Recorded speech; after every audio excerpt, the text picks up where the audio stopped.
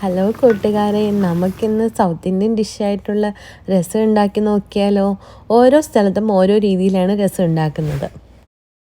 ആദ്യമായി നമുക്ക് കുറച്ച് പുളി വെള്ളത്തിൽ ലയിപ്പിക്കാൻ വെക്കാം.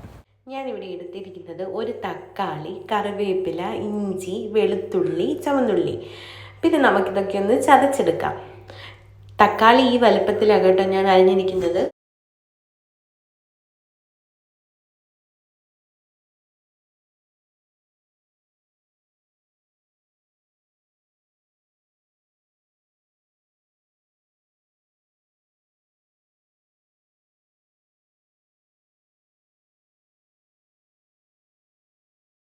നമുക്ക് ഈ പുളി ഒന്ന് കൈകൊണ്ട് നന്നായിട്ട് പിഴിഞ്ഞ് നാരൊക്കെ കളഞ്ഞ് കടക്കെ കളഞ്ഞെടുക്കാം.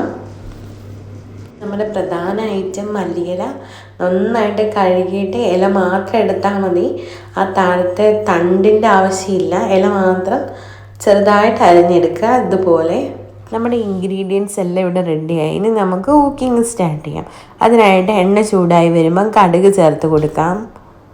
ഇനി നമുക്ക് കുറച്ച് ഉലുവ ചേർത്ത് കൊടുക്കാം. ഇനി നമുക്ക് വേണ്ടത് വറ്റൽമുളകാണ്. അതുകൂടി ഇതിലേക്ക് ആഡ് ചെയ്ത് നന്നായിട്ട് ഇളക്കി കൊടുക്കണം. കരിഞ്ഞു പോകാതെ പ്രത്യേകം ശ്രദ്ധിക്കുക. ഇനി നമുക്ക് കുറച്ച് കറിവേപ്പില ചേർത്ത് കൊടുക്കാം. ഇനി നമുക്ക് ചതച്ച് വെച്ച ഓരോന്നും ബാക്ക് ടു ബാക്ക് ചേർത്ത് കൊടുക്കാം. കരിഞ്ഞു പോകാതെ പ്രത്യേകം ശ്രദ്ധിക്കുക. ഇപ്പം ഞാൻ ആഡ് ചെയ്ത് കൊടുത്തത് ഇഞ്ചിയും വെളുത്തുള്ളിയാണ്. അതൊരു 2 മിനിറ്റ്സ് നന്നായിട്ട് വഴണ്ട് വരുമ്പോഴത്തേക്ക് നമുക്ക് നമ്മുടെ ചെറിയ ഉള്ളി കൂടി ആഡ് ചെയ്ത് കൊടുത്ത് നല്ലൊരു ബ്രൗൺ കളർ കിട്ടുന്ന സമയം വരെ നന്നായിട്ട് ഇളക്കി കൊടുക്കാം.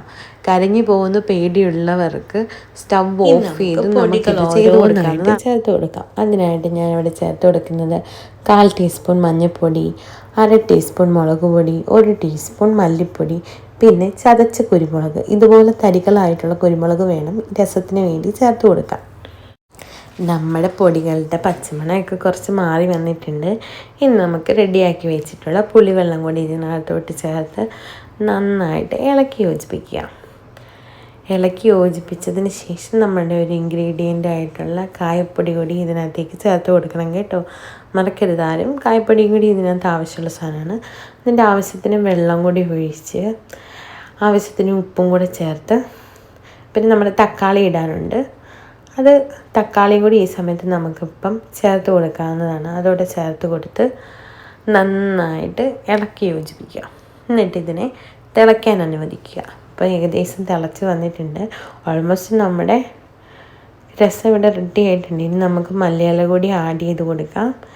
ഇപ്പം നമ്മുടെ സ്വാദിഷ്ടമായ രസം ഇവിടെ റെഡി ആയിട്ടുണ്ട്. എല്ലാവരും ഒന്ന് ട്രൈ ചെയ്ത് നോക്കുക.